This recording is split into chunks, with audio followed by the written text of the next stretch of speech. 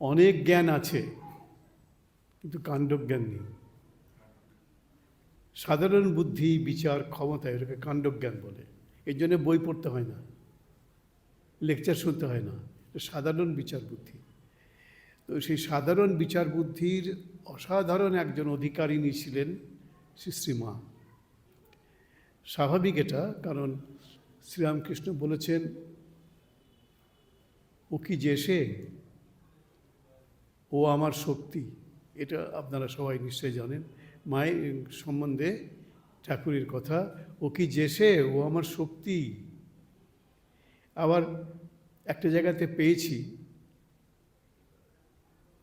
মানে ঠাকুর বলছেন মায়ের সম্পর্কে, মায়ের সামনে বলছেন না, মা তখন সামনে নেই, অন্য কাউকে বলছেন, আমি কি লাউ শাক খাকি পুঁই শাক খাকিকে বিয়ে করেছি। ঠাকুর বলছেন, মায়ের পরিচয় তিনি দিচ্ছেন।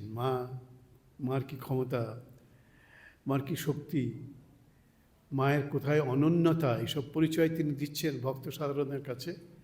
এবং বলছেন, মায়ের উপস্থিতিতে বলছেন না, ওনার অনুপস্থিতিতেই বলছেন, আমি কি লাউ শাক খাকি পুঁই শাক খাকিকে বিয়ে করেছি। তার মানে যাকে বিয়ে করেছেন তিনি সাধারণ কেউ নন।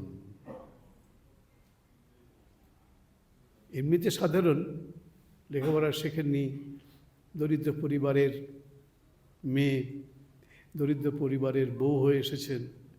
সুতরাং সাধারণ, সর্বত অর্থেই সাধারণ, কিন্তু তিনি অসাধারণ এক ব্যক্তিত্বের অধিকারিণী ছিলেন আমাদের মা।